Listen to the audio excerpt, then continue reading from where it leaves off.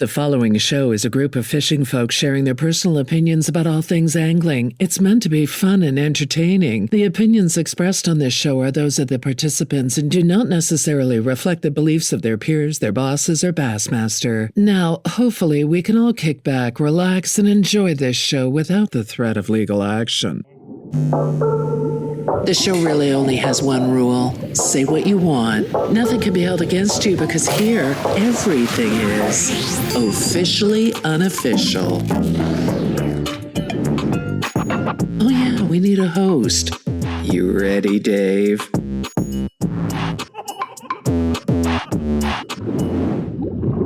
Another week and another officially unofficial. In the young history of this show, we've gone a lot of places. If it's your first time watching, welcome in. Basically, all we do in this podcast is we take an industry topic and we get 4 different people, different pros, different industry folks, and we debate it. We want to see it from all sorts of different sides. And in the young history of this show, we've gone a lot of places, but this week we're going to one of my favorite places, and that is frog fishing. And this show should be a master class in breaking down how to become a better frog angler. There isn't an angler on earth that doesn't love catching them on a frog, and we have 4 of truly the best. Once again, I dug deep in my bulbous Rolodex of fishing pros, and we have the frog masters joining us here this week. John Cox, Ish Monroe, Jordan Lee, and the Cajun baby Cliff Crochet. And the goal is after you watch this, you end up catching just a few more fish on this bad mamma jamma.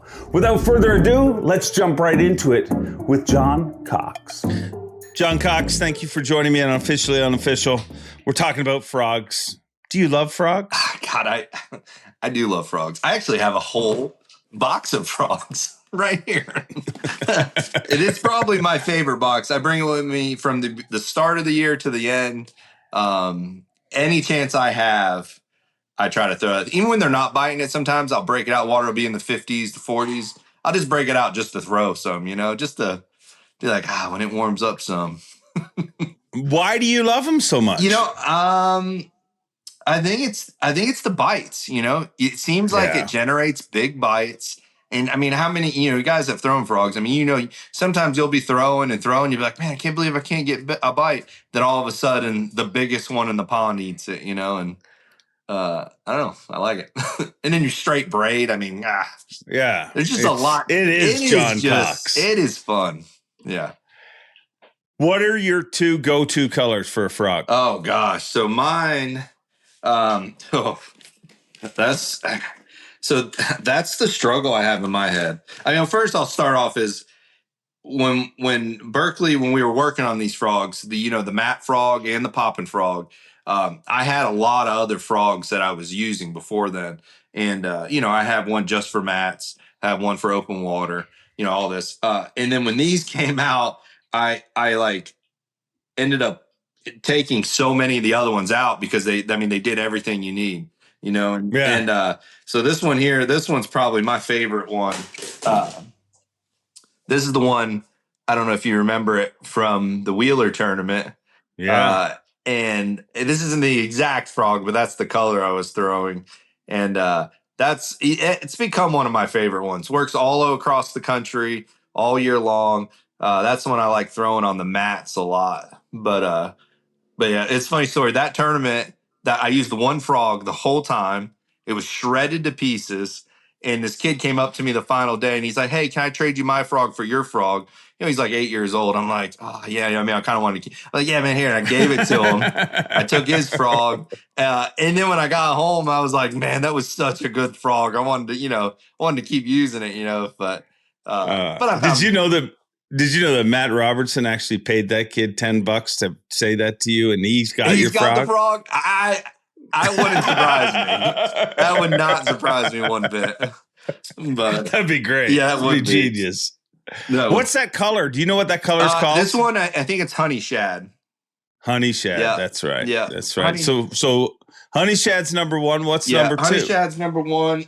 Number 2 would probably be the bluegill colored one. Really? Yeah, I really like the bluegill one, especially for this pop one. So like when I won the cup back in 2016, I was using a bluegill styled one, and sometimes it just seems like they get keyed in on bluegills. This is like when you're throwing it like under like underhanging like bushes and trees, and kind of open water, and when you look up under them, you're seeing those bluegills sitting high. And something that I always notice is when you start throwing, you start seeing those bluegills under those trees, and you start throwing, and those bluegills are taking off. Like they're scared. Then you're like, oh, you're around some bass, because they know something. But if you throw it up under there, and the bluegills are coming up, biting the legs, and they don't seem scared, then there's probably not any bass in there. They're too relaxed. Yeah, they're too relaxed, But yeah, that's those are my probably two favorite. And if I had a third favorite, I would either go with probably with this black one. Yeah, that's where I figured you'd go. Yeah, this one, they did such a good job on this one. They did very small purple flake in it, which I was like, oh man, like you just look at this one's gonna catch a ton of fish. And this one is a really good one. Do you think minute details like that matter on a frog? A lot of people think, oh, they're just looking at the bottom of it and stuff. But like I've seen them come up over top even, or come up, put their nose on it, And when that frog is coming through the water, I mean, they are getting a good look at the sides sometimes too. It rolls. Yeah, it does good. And I just think, I think like this one, I really think that purple glitter does something, But I mean, even most of all though, like what's really makes these really, I don't know if I'm jumping ahead or anything, but no, you'd be fine. There's no, this stuff, believe it or not, this stuff there's no plan. Me. Yeah, there's no plan. I should have known. But what really helps these frogs walk really well are the how thin these leg strands are. They're like a lot thinner than normal, and that just really helps that frog move a lot better when it's walking. Yeah. And this one, you can walk this one like almost in place.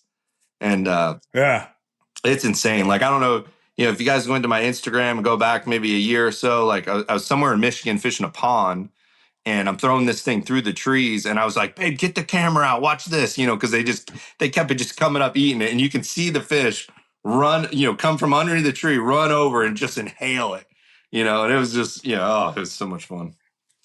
What do you do with the skirt? Do you trim it out? Like, is that how you fish it, or is that one that's never been fished? What's cool about these is you can fish these right out of the package. But sometimes what I'll do if I want to shorten them up a little bit, I'll just take my scissors and I'll cut it, on like an angle like this, where I'll still leave this inside one long. I'll just kind of trim it down like this, like cut these outside ones down, and it will help it walk a little better. Yeah. I know some guys like shorten one shorter than the other. But that drives me nuts when they're not the same length. I kind of like them being close to the same, but just trimming them on that angle really helps it, walk a little better. These you don't need to as much because the legs are so thin. But if you're using a different frog and it's got thicker legs, just trimming that outside going down, almost giving it like a fade, kind of into the bottom. Yeah, that seems to help. So to angle it like that, is that just so that the skirt spreads out more, or style points? Yeah. I don't know if it'll spread out more. I just think it's less resistance when it's trying to walk side to side. When you're slapping the water, it doesn't matter. But when you're trying to get that side to side, I think it just helps turn it just a little bit more, a little better. That, and I like to. A lot of guys like using really heavy braid. I like to try to downsize my line. Is like as low as I can get away with, like I would throw 30 if I could get away with it. But a lot of times you'll break 30, because you're just, when one eats it, you're so jacked up. That's pretty much what you have to, you need a lot of the heavy line for. But I'll use, 40, 50 occasionally. Like the Wheeler tournament, I had to go up to, I think I had to go up to 65. Or no, I went to 50. And I had to put it on a longer rod. I had to go to a 7/8.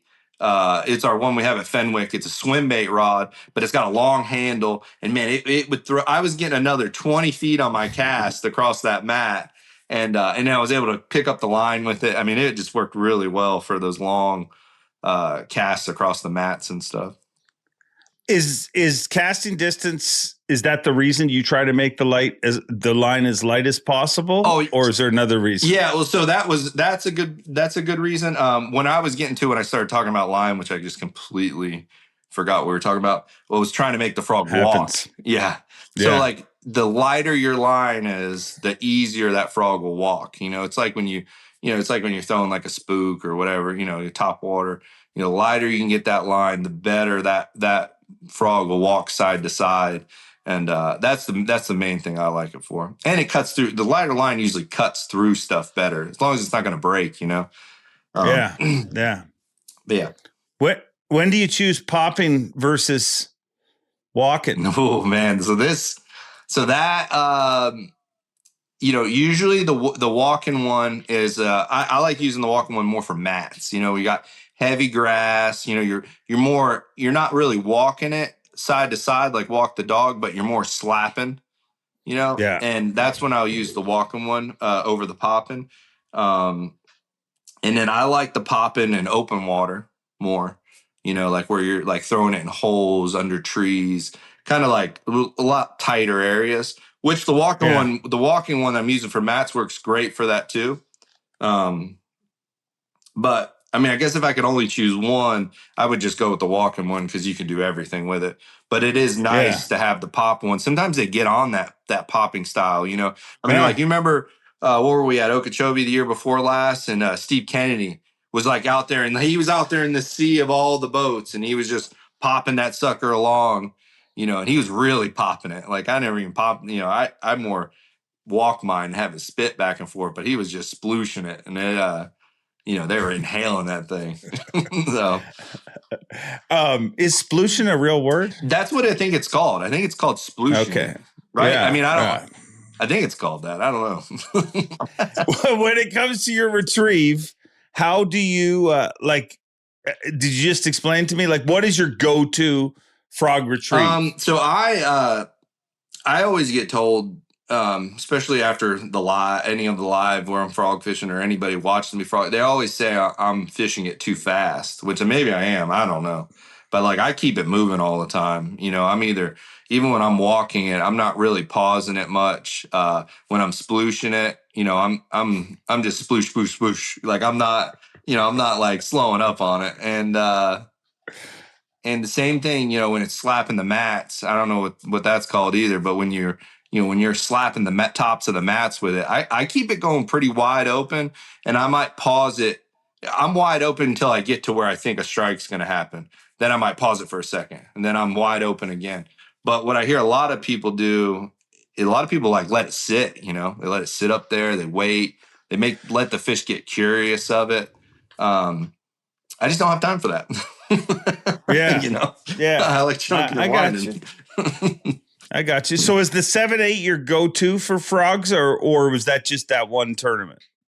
So like heavy mats, that's what I want. A long rod, long handle, long cast. Because a lot of times those mats, when especially when you get later in the year and they start cheesing over like that, a lot of times you can't get to the juicy spots, because you'll spook them. You'll have to drive through them. So you're able to get the boat up to the edge and make those super long casts with that rod. What I like doing when I'm not in super thick stuff like that, and I'm trying to be more accurate and throw like under trees and more open water stuff. I'm dropping down to like the 7.5 Fenwick World Class. It's a heavy, extra fast, and then that's just it's still got enough tip and then a lot of backbone to draw drive the hooks in, but it just lets you get a little bit closer. I know some people like short, even shorter than that rods. I've always used at least 7.5 or bigger, just because I feel like a lot of times too they eat it and they're coming at you so fast. I just like that extra rod to hopefully pick up that line in a fast reel. Little more leverage. Yeah.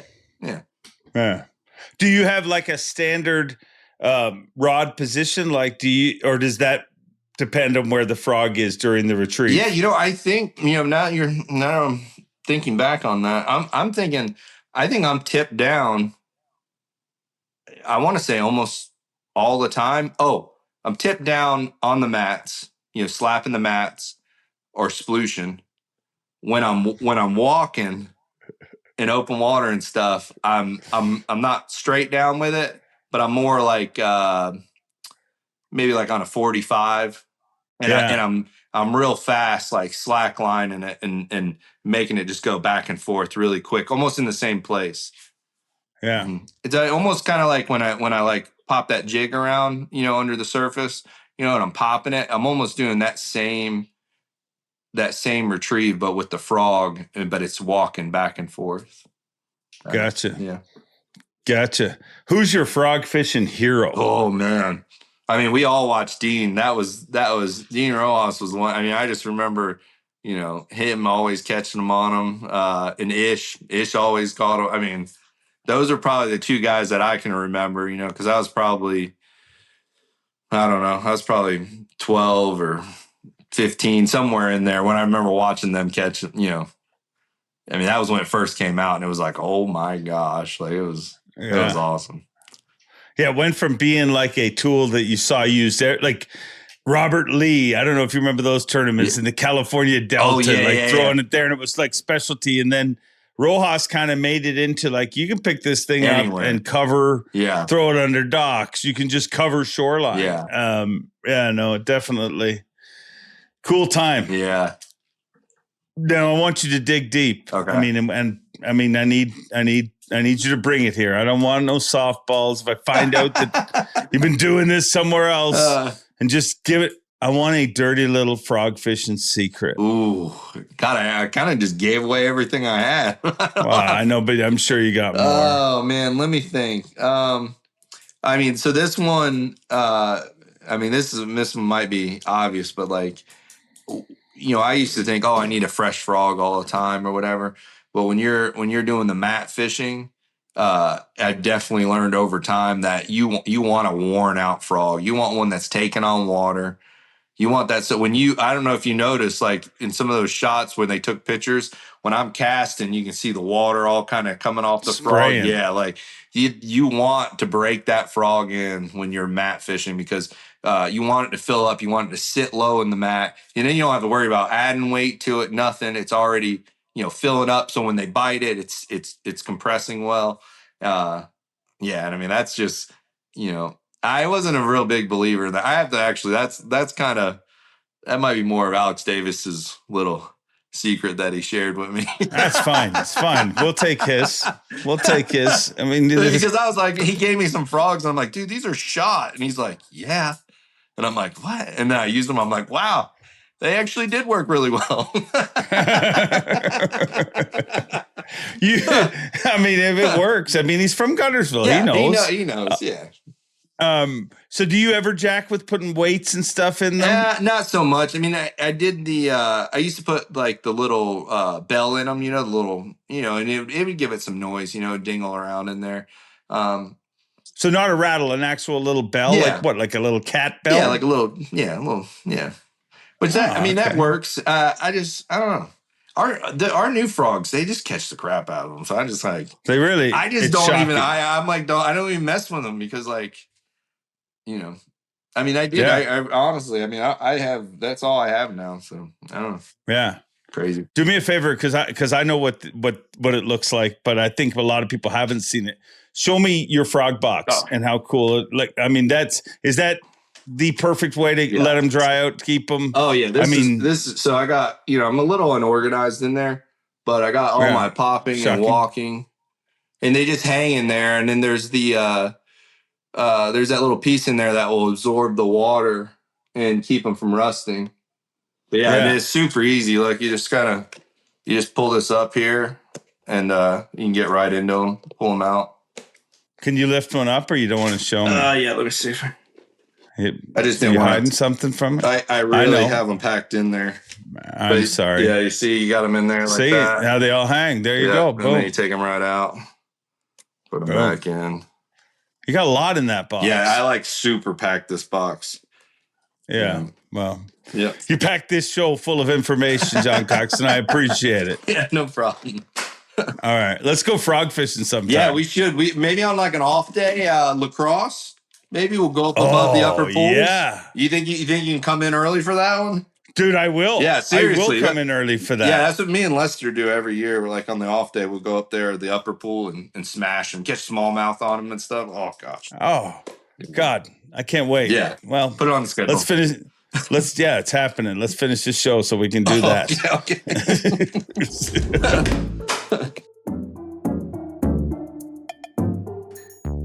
Ish Monroe, I had to have you as part of this show because we are freaking breaking down frogs. Would you be insulted if I did not include you in the mix? Well, technically, I would normally, but now I'm becoming the forward-facing sonar active target minnow shaker. Yeah, I said that publicly. Yeah, I don't believe you. I know. I wouldn't believe me either. I wouldn't believe me either. Yes, I would be insulted 100%. You should be included. And thank you for doing this. What is the biggest mistake? I'm trying to catch him on a frog. I'm trying to catch him on a frog and active target. I'm trying. I'm working on it. You'll figure it out. I will. Let's jump right into this. What is the biggest mistake that people make fishing a frog? Most of the time it's gear. You should always be fishing braid. You should be using a 7'2" or longer rod and having the right gear ratio reel, not too fast and not too slow. What is the right gear ratio? Right gear ratio to me is a 7-to-1 or 7-3-to-1 gear ratio. When you start getting into 8s and 9s, yeah, you can move the bait faster. But if you get a fish in heavy mats, it's trying to, do a 10-speed trying to go uphill versus using a mountain bike to go uphill. And if you're too slow, you're not going to keep up with the fish. And so to me, 7-3 and 7-to-1 are the perfect gear ratios. When is the best time to throw a frog? Anytime. Water temperature's over 58 degrees. When is the worst time to throw a frog? Anytime the water's below 58 degrees. Pretty simple. And windy. And windy. I'll throw that in there. And wind. Heavy wind. You can throw it in 5 to 10. 10 to 15 is a little sketchy. 15 to 20, you're wasting your time. Top 2 colors. Black and white. Straight, black and white. And yep, when do you make those decisions? Okay, so you have a black frog or a dark colored frog, first thing in the morning, late in the afternoon, overcast conditions, dirty water. You throw a white frog or a really light colored frog in clean water, middle of the day, bright sunny days. The best way to work a frog? Whatever way the fish want to eat it. So how do you start? Like generally when me and you go frog fishing. Normal cadence. You start out your normal cadence, walking the frog if you're in open water or just dragging it across the mats, keeping an indentation. But sometimes they want it moving fast. You go back to the guys catching them at Okeechobee these last 2 years. They are literally ripping a frog as fast as they can over the top, and there's times where you want to work it super duper slow to get them big little girls to come up and eat it. When do you choose a popping frog over a walking frog? Or do you ever make that choice? I do make the choice when there's wind involved and I need something a little bit more noisier. That's when I make the popping frog. I use that more in the wind than I do the walking frog. What makes you a good frog? Oh, sorry. Go ahead. I was going to say, I never use the popping frog on mats. I only use a walking frog on top of mats. Just because of mung? The nose will catch the grass, or it'll catch the duckweed and not get the frog the appropriate action. What makes you a good frog angler? Confidence that I leave it in my hand probably 90% of the day. How did you get such confidence? Did you always have that, or is that from experience? I call it the desire to want to catch better than average fish, more than just want the desire to catch fish. Because there's times where I will literally go 2 or 3 hours waiting for that window to catch that 1, 5, 6, 7, 8, 10 pounder. Why does a frog catch so many giants? because it's a topwater bait, I believe that you can place in places that you can't put any other lure in without getting hung up or presenting it properly. The biggest fish live in the biggest, heaviest cover. They live in the biggest bushes, the biggest overhanging trees, the biggest docks with shade, the biggest mats. That's where the big fish live because they don't like people kind of like you and I. I mean, I like some people. You like some, exactly. Yeah, I like some like people. you. Some people. Yeah, I like you too. That's what I'm saying. There's only a few of us. Yeah. All right, well, let's talk about some people that you do like. Who is your frog fishing hero? Albert Williams, Bass Fishing Yes, Hall of Fame. Alfred Williams. I mean, I'm sorry, Alfred Williams. I'm thinking Albert's my gardener's outside right now, but Alfred, wow, yes. You have a gardener. Yes, I have a gardener. Well, I can't. I mean, when we're gone, as much as we are, we got to have somebody to mow the lawn. Yeah, I got you. Yeah. But Alfred definitely is my frog fishing hero. I mean, he was the one who kind of put it on the map for everybody. It is that when it started for you, like growing up? No. Was that? No, it started for me when I was getting my butt kicked by Bobby Barrick out here when he was fishing in the West Coast.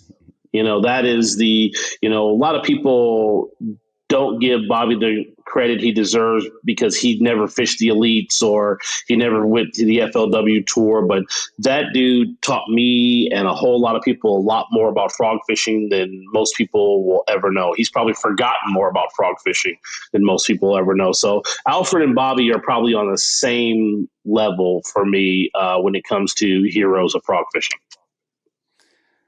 Well, maybe you just answered my next question, but I was going to ask you, who is your frog fishing nemesis? And what I mean by that is, like, if you have the spot and you're running to it and you're going to fish a frog, who do you not want to pull around? There is two guys. There's two guys.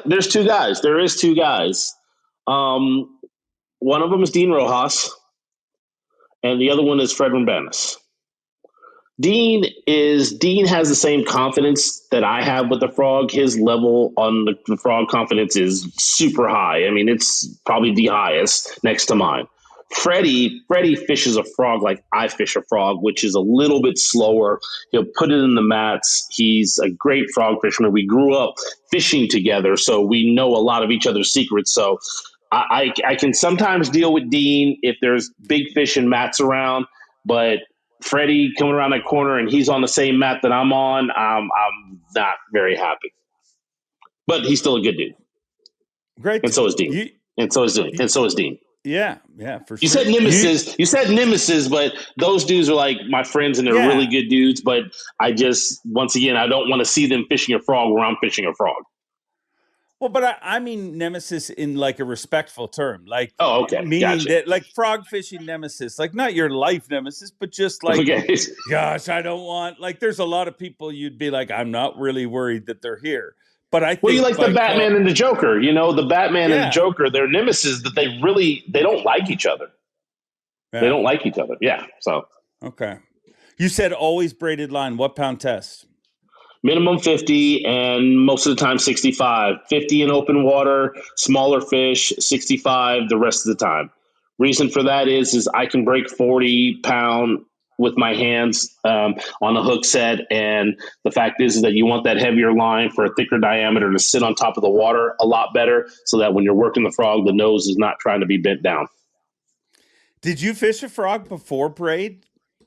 Yes, I was part of the 20-pound mono club. Yes, I'm 50 years old. So, yeah, I fished it when spider wire first came out. And, God, what was that?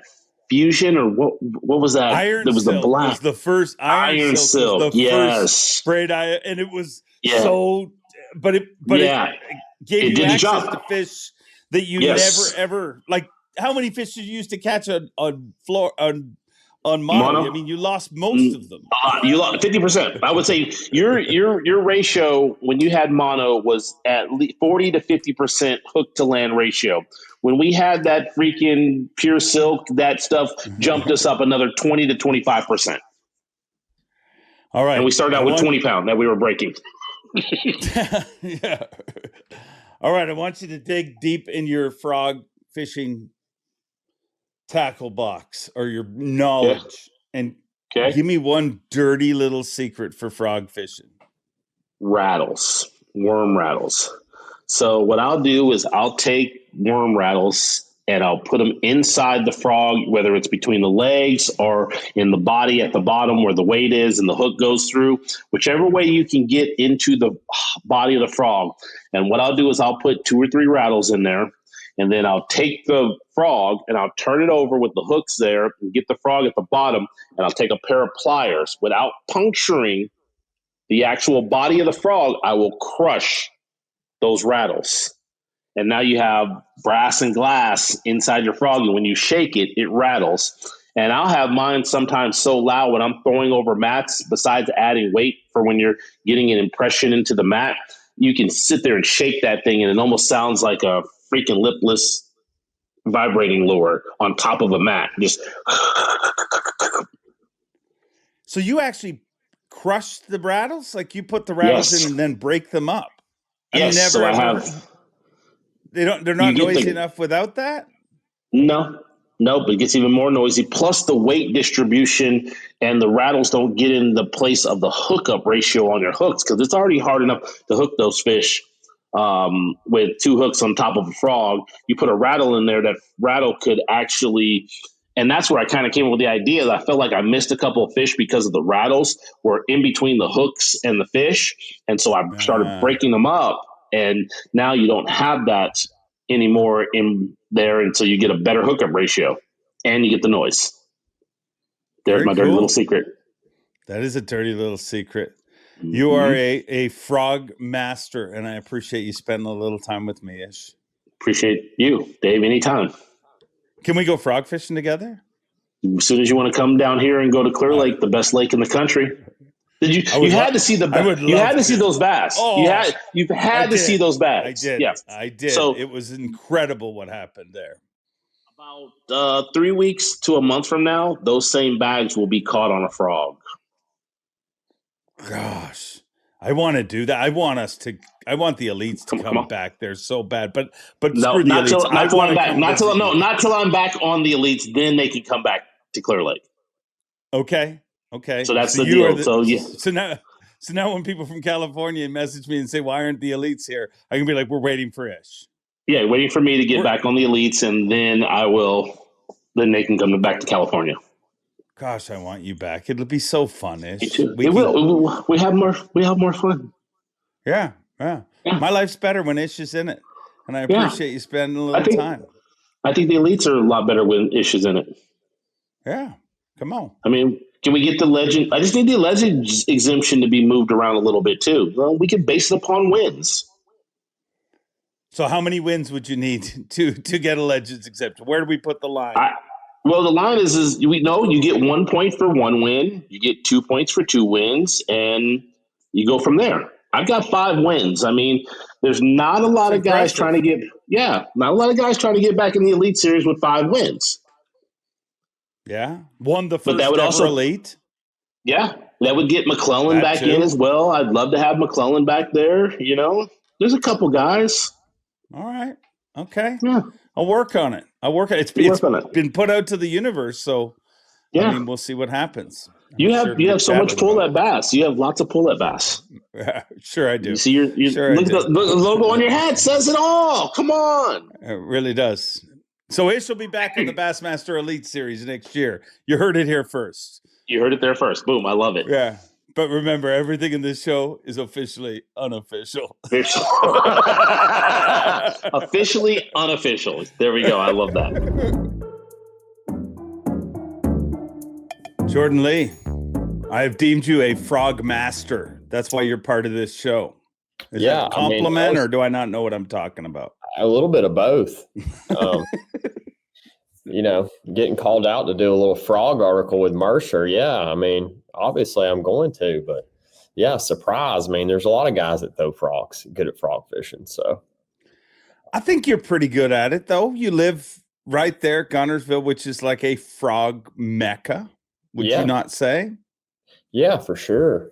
I haven't had a ton of tournaments over the years, a couple, but you don't see I mean, maybe once a year you get a tournament where a frog really plays and it's exciting to see those blow ups and everything. But yeah, I mean, I grew up around here and got to see some of the best like frog fishing, over the last 15 years out there off and on. Been some good years, bad years, but yeah, I've learned a lot about it, and just, it's a lot of fun.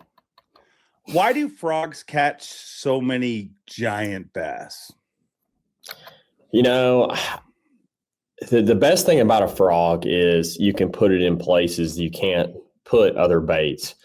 And, a lot of times those big bass live in places that, are hard to access. And there's sometimes that is the only, bait you can, present a bait right to a big bass. If it's under a mat, that's a big mat and you can't, flip in there, there's really no other bait to throw. So plus I think, it's just something about a topwater that at times can, trick those giants into biting. But, I haven't really caught a whole lot of just true giants on a frog, but those 5 to 7 pounders, I've caught quite a few of those. And so is a lot of people, but, it's just a fun way to fish. How do you work a frog? Well, that kind of varies on, what body of water and what kind of cover I'm fishing. There's times when I will, in Gunnersville over the years in the fall, we used to really just work them like super slow because, a lot of people out there would, you want to work it fast because you want to cover water. But there's times when fishing a frog really, really slow, like last year at the heavy hitters tournament, I could tell throughout the tournament that the fish were getting a little bit smarter, and I had to really slow it down. And what I mean by slow is, just like pop and just letting it sit for, sometimes 5-10 seconds. And I've seen some of the old timers on Gunnersville that, were some of the best frog fishermen that would let a frog sit for, 20 seconds, which would be crazy to even think, where you just sit it there and it's just, it's literally just sitting out there for 20 seconds. That's really hard to do. But if I know I'm around them and I feel like, man, there's fish in there, I will do that. And I've caught some big fish over the years, just letting it sit and working it super slow. But there's times, when I'm fishing bank grass and, water willow and stuff like that, just stuff around the banks, maybe not on a Gunnersville, where I will, work it fast, use a popping frog, and just try to get a reaction strike and cover water. So you can either cover water with it, go real fast, or if you're around them, that's when I like to slow it down a lot. What are your 2 best frog colors? Probably my number one, and I have it right here, is just a straight black. That over time has been my number one color, black or brown, but normally black. I think when, I don't know why. I mean, you don't see a lot of black frogs. You don't see a lot of black bluegill, but in those thick mats, those fish can't really tell probably the color, but they see, for what I've always been told and read and, kind of thought about too, is the silhouette of it. Yeah. And it just shows up good. But if you're at Gunnersville or places that, Toho with a lot of that high drill and stuff, the black is always my number one. And probably, my next would be like a green pumpkin or a bluegill, just a natural color. Those 2, they were my favorite, but you really need 2 or 3 colors of a frog and a white one, just a shad color. But those are really the basic colors that I throw. When do you choose popping versus walking? Is that just cover related? Yeah, it's a little bit of both. I mean, there's times when, let's say the wind gets up and maybe a frog is the best bait to, I think, throw at that time. And there's a little chop on the water and you're trying to maybe call those fish away, or the water's a little dirty, like at Okeechobee, sometimes, you're trying to call those fish out of all that cover. And sometimes, walking frog doesn't really make a whole lot of commotion. So a popping frog is always a great option, like when you're trying to really call fish up, or you got a little bit more chop on the water. When it's glass calm, a lot of times I'm always going to go with just the normal standard swamp lord. And, if it's dirty, a lot of times post spawn too, for whatever reason, they eat a popping frog real good. Bluegill beds, things like that. So I just vary it. Usually if I have one, I'd have the other tied on, just in case if I get in a scenario where, it feels right. But that wind and watercolor, type of cover you're fishing, if you're fishing more outside stuff, outside of grass lines and stuff like that, I'll typically throw that popping frog. Hey gang, Officially Unofficial is presented by Shady Rays. You can hit the water with confidence in Shady Rays sunglasses, built to cut glare and deliver pro-level clarity. Their polarized lenses sharpen your vision so you can spot every ripple and movement, even in harsh light. Not only are they lightweight and ultra comfortable, they stay put no matter how rough the conditions. And guess what? They even have lost and broken protection, so you're covered from day one. Not satisfied? Return or exchange for free within 30 days, no risk. If you're ready to see the water like never before, go to shadyrays.com and use code BASS35 for 35% off. What's your rod, reel, and line setup for a frog? Really anything heavy. I've used my signature rod over the last several years, a 7.3 heavy, and this is a Xenon. This is a 7.2 heavy, but a 7.3 or 7.2 heavy, 50-pound X9 braid, and this Premier Revo is what I've been throwing this year a lot, which I really like because it's got that bigger handle, and it's got like a flipping handle. So frog and flipping, this is a really good option. Just I love the handle size. I think it's either 90 or 110, but it's definitely a bigger handle that you can grab onto. But the Revo Premier 8.3-1, that has me set up. But the heavy action on the rod is definitely key, just to bring the hammer home. You said you use 50-pound X9? X9. Mm-hmm. Why X9? Yeah, so the 9, and they make 9 and 5. And so a 9 is a smoother braid. I like it because it's quieter. If I'm really in that heavy hydrilla and I don't think it matters, I'll go to the X5, which is, typically what guys have thrown over the years. It's more of a rougher braid, and traditional braid. The smooth braids, that's when you get in those, higher carrier braids, which is that's just kind of like science and stuff, but nobody cares about that. But I just like it because it's quieter. It goes through your guides, a little bit more smooth. And that's pretty much why I use it, just so it's not as loud coming over the grass and whatnot. I know it sounds kind of weird, but there's times when I've gone to 5 and it's apples to oranges. What you're comfortable with. Yeah. When is the best time to throw a frog? Really post spawn through the heat of the summer, August, September, October, but all over the country, that post spawn to summer is really a great time when that water gets really hot. That seems to be a great time to throw it. Those fish start getting around getting up in that shade, getting up in that heavy grass, because that grass starts growing really, really good in the summertime. So fall is when I really pick it up a lot on those grass lakes. But, May right now really is a great time to pick it up. It's always been post spawn, shad, bluegill, there's all kinds of stuff going on, but it's a great time to throw one. Who is your frog fishing hero? Frog fishing hero. Man, I would say around Gunnersville, I know the best frog fisherman that always took.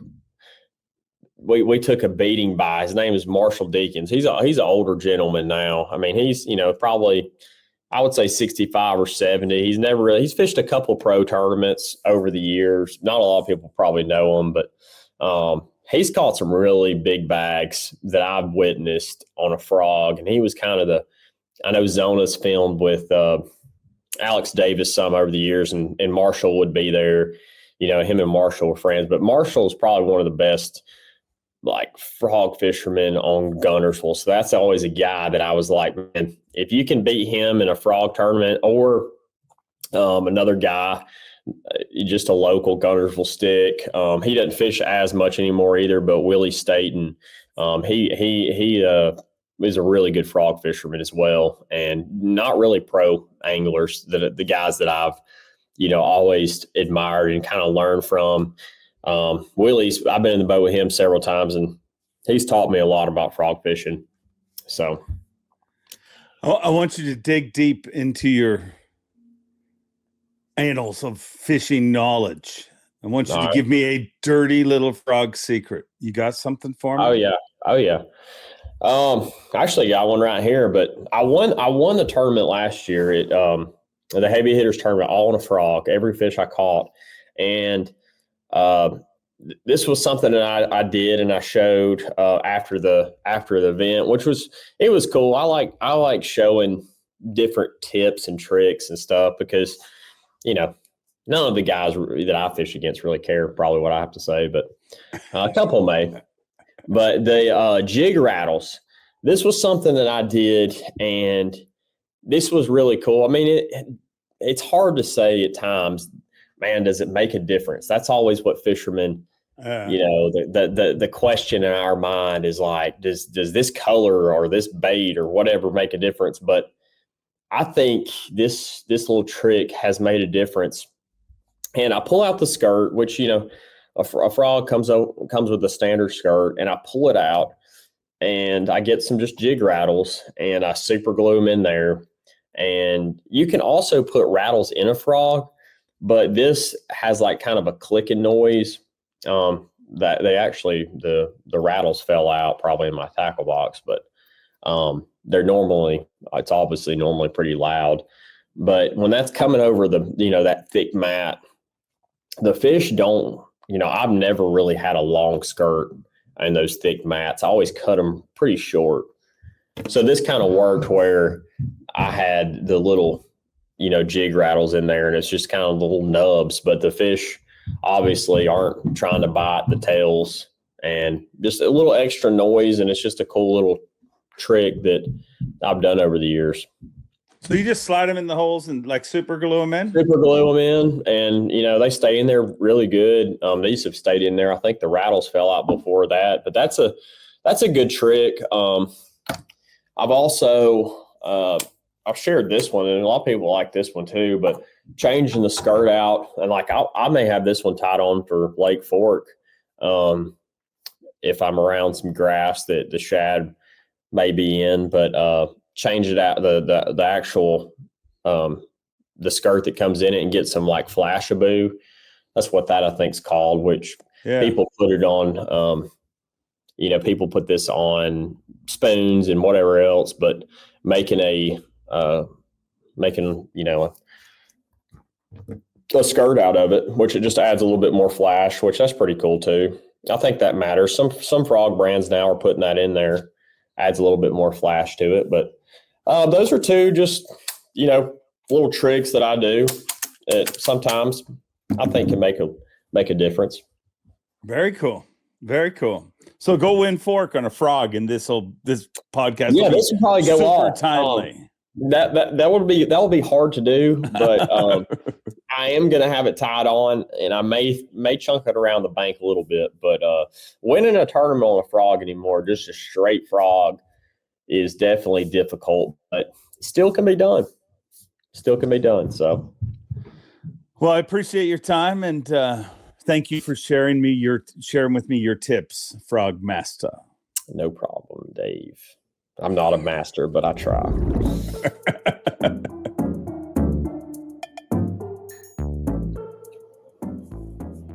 Cajun Baby Cliff Crochet. Good morning. Why do you love frog fishing? Why do I love frog fishing? Best of everything, dude.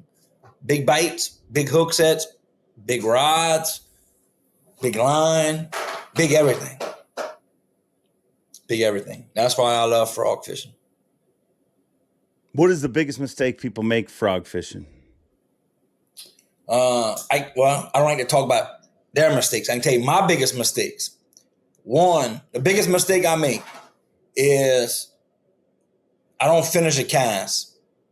So like my frog will still be by that piece of cover. I'll be twitching it or pausing it, and my eyes go from the frog where it should be to my next cast. And as soon as you do that, that's where that bite comes in. That's my biggest mistake. And that happens when I'm like you struggling to get bites. Not struggling to get bites, but when you're not getting bit all the time, but you're still frogging and it's still a good bite. That is my biggest mistake. But if you've already identified it, why is it still happening? I don't know. If I can answer that question throughout my life would be a lot better. That's just a common mistake I make. I'll give you another common mistake that I've learned the hard way, and it's easy to fix. And that is, so frog and isolated cover is a big deal, right? So we want to fish this tree over here. I see it across the pocket. I get on a trolling motor, high speed. There you go. Our trolling motors now go like 4 miles an hour, right? Yeah. And you get close to that piece of cover, that dock, the tree, the reed, whatever. And then you throw that frog to that piece of cover and you're working it, but the boat's going just as fast as the line is you picking up. So if that fish bites and come towards you, you're done. And I've missed that fish a million times. That's where power poles come into play and setting up and a tactical thing, that advantage to frog fishing. But those are two mistakes that one of them I've kind of matured and I see it forced about to happen. The other one happened to me at Tom Bigby a couple weeks ago. So those are two mistakes that I made. What is your go-to frog retrieve? I know it varies depending on the situation, but what is the go-to? Where do you start?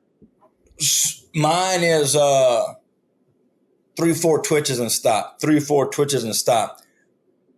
Mine is my main retrieve is to keep that frog right on the piece of cover. That's my biggest deal. And start and stop as many times as I can. I will tell you this about this frogging conversation. You know, there's 4 of us talking frogging, and people think frogging is old school Alfred Williams grass frogging. Mr. Alfred's a good dude. Thank you for contribution to the frog game. That is one way of frog fishing. Grass, mats, lily pads, the traditional frogging landscape. But frogging has evolved way beyond that into open water, reed fishing, which I know they've been doing it out west for a long time, reed fishing, cypress trees, current type stuff on certain rivers. So frog fishing, it's definitely not a blanket conversation no more. What are your top 2 colors? Must-have. Must-haves. Black, which I throw a boom boom frog, so they call it officer. It's a black and blue type of frog. And then I'm going to go with, I don't know, I'm like 90% black, dude. 90% black. And then like a Fred's frog. Fred's color is like a green with a white bottom. I like a yellow frog sometimes. I keep it real basic, black and something else. Where do you go rod length and pound of test line? Rod length, 7'3", Cast King Spirale rod. I'm going to go reel on you too, because we built a reel at Cast King specifically for frog fishing and heavy plugs fishing. in there. Got to get them plugs in. But listen, this is a tool. This is a tool we built, Dave. The Cast King deadbolt. This reel has a lockdown drag. There's no star drag system that can slip. There's no star drag system. The drag is locked down. And if you're a frog fisherman, you know you can't have no slippage on that drag. So 7'3" heavy. Got to have a deadbolt reel. And I'm going 65 or 80 braid. One more plug, Cash King Hammer braid, black. Go ahead. And here's the story for such a big size. Because I like to skip a frog, skipping and docks and rocks and trees and all that kind of stuff. You will get backlashes. You will get overruns, a bird nest, whatever you call them. First thing is that bigger braid won't tangle as bad. So if you can imagine getting a knot out of sewing thread or getting a knot out of rope, the rope's gonna be easier to get the knot out of. And then two, those backlashes and stuff, that's a lot of abuse on that line. So that bigger line can handle those kinks and knots and stuff. It can handle that abuse going forward. So that's why I like such big braid. What makes you good at frog fishing? Oh, boy, that's funny. Because what's good is bad and bad is good is that I don't put it down. I don't put it down a whole bunch. And that is bittersweet. I will take one more thing I think about frog fishing something that makes me good, I think, and something I really enjoy is casting. Skipping and casting and putting that frog in tight spots. Sometimes I'll be fishing and I forget that I'm fishing because I'm just casting. Like, where's the next skip? Where can I make that next cool skip? How far can I skip it? That casting is a key to frog fishing. When is the best time to fish a frog? Best time? Dude, I can tell you, let me set it up for you. My favorite time to fish a frog, time of day, you talking about? My favorite time of day is about, I love this, about 11:30, sun's coming down, sunburnt, sweating. I can feel the heat on the back of my calves. And I know that for most fishermen, it's like the dog days of summer. It's like, dude, here we go down this path of junk for the next 3 hours because it's hot. And dude, my heart is pumping. I'm loving it because I'm looking for a bite an hour. I can make those casts, those skips. Meanwhile, hopefully in your boat, you so disgusted and looking, minnow fishing, your head hurts, whatever, your neck hurts, you're looking down. And here I am and forlorn, locked in, loving it. Do you remember the frog fish dude, you are a frog addict. Do you remember the fish that, was there one that stands out to you that addicted you to this way of fishing? Yeah, I do.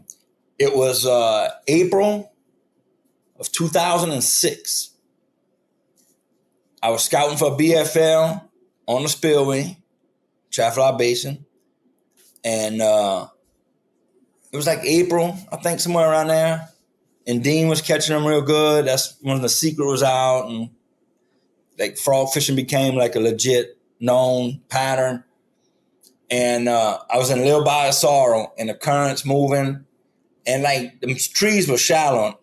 And it wasn't quite deep enough to flip. But they wasn't on a spinnerbait and they should have been there. And it had a little bit of eelgrass. And I was like, I don't know. But they should be here. And I like the current on. It was perfect. And I'm like, man, I'm going to try that frog thing. I'm going to just try it. And I picked out a frog. And it wasn't a good walking frog. It was an old school junk frog. And I threw by a tree and had a little current break and had some eelgrass. And he smoked it. Like down there. Like knuckle scratcher getting him undone. Dude, and I was like, oh my God, this is awesome. And then that was the first one that got me. I ended up finishing third in that BFL. But here's the funny part. I was fishing a tournament and had some locals come by. This old dude I know, Charlie Brown, and we fishing, and Charlie Brown's always fishing in my bayou.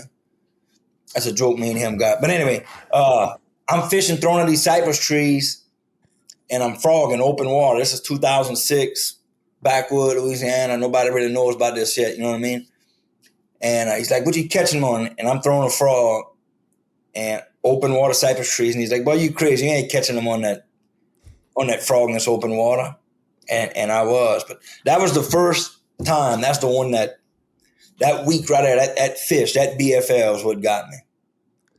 You ever throw a popping frog, or are you always walking? I went back and forth for years on this one and that one and seeing what was up. And I just throw a walking frog now pretty much all the time. Dave, real quick, special guest. Oh, I know it's your podcast. I know. I love special guests, though. Special guest, one of your favorites. Hey. Speaking of beautiful Sarahs. Hey, Sarah, how are you? Hey, what's going on? Well, I'm just doing a podcast with your husband. Yeah? Yeah, that's all. That's just fun. hanging out. Yeah, just Oh, hanging fun. out. How about Just that? hanging out. Yes. It's good to see you, Sarah. You too, Dave. That was a very special guest there. Woo! Does Sarah like to fish a frog?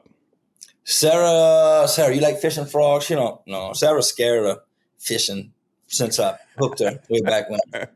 You did hook her, didn't you? I did. Like, was that on your first date? It was.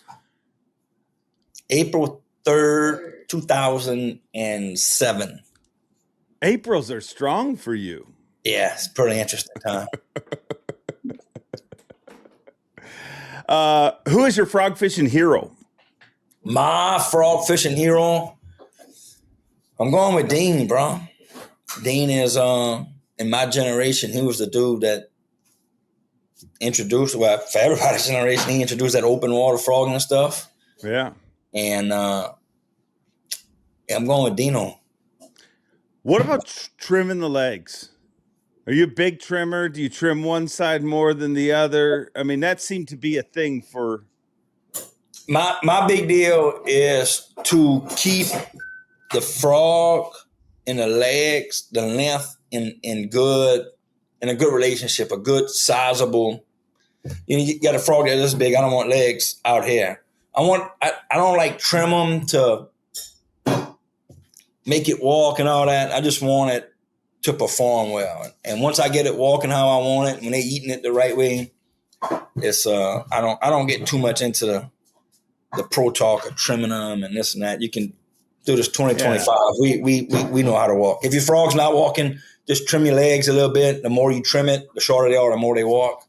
I want. It does bother me when my legs are too long for the body. One, it don't walk, and two, it looks silly. Yeah. So I just trim it to this perfect little size where it fits. It just, the legs fit the size of the body of the frog, and it all works. Gotcha. All right, I want you to dig deep into your frog fishing knowledge and give me a dirty little frog fishing secret. Sarah just laughed. Did you hear? A dirty little frog fishing secret. Here is the frog fishing secret. Now, let me build up for you. Of all the years I frog fished and good bites and cool stories and all, here's the one thing I've learned. Here's the biggest thing I've learned is that the time of day does not matter. 7 a.m. to 7 p.m., noon. Historically, we've been taught that topwater bites die once the sun comes up and it gets hot and stuff. And that's true in certain topwater fishing styles. In frog fishing, time of day don't matter. What matters is how active the fish are and the type of cover you fishing and that type of stuff. But don't ever let the time of day dictate if you throw a frog or not. Do you just throw it all the time? I don't throw it all the time, but I will give it a window. I'll give it like 30 minutes and maybe I'll go back to something else. But I definitely give it a shot. I bring it off the bench a lot. Confirm or deny you once tried to drop shot a frog? Deny. I mean, I just threw that out there. Thank you, dude. I think you gave us some great frog knowledge, and you truly are a frog master. Well, thanks for having me, Dave. It's always nice to shoot the breeze. Yeah, well, I enjoyed the part where Sarah came out. I mean, that was my favorite part of the podcast. I'm with you. She's Did you tell him how naked our tree was about his Christmas card? Yeah, Dave. I know we're supposed to talk. Frog fishing. Let's talk Christmas cards, dude. My mom is all smiling because she gets her Christmas card every year, and our tree was bare. I know. It's not my fault. The damn post office went on strike in Canada. Tell your mom I will never, ever miss another Christmas. I mean, I even called you to say, hey, listen, you got to let her know. So, I mean, that counts for something, doesn't it? It's the post office's fault. I think she rather your Christmas card rather than me putting up on Christmas Day. I mean, it is that important. Well, I'm glad I could make an impact. Good. Thank you. Cliff Crochet. Okay, so let's unpack this together. Basically, what I learned during this show is everybody does it different. You can take 4 of the very best, and even though you are talking about one technique of frog fishing, they're not all going to agree on everything. All of them use different pound tests, different colors, you name it. But the one thing that we all benefited from is hearing those thoughts. I know I'm a better frog angler now, and I hope you are. Thanks for watching this week's Officially Unofficial. We'll have more of these. One comes out every second week on a Monday. And if you have a topic or a technique that you would like to see broken down in Officially Unofficial, let us know in the comments, and who knows, maybe we will do just that.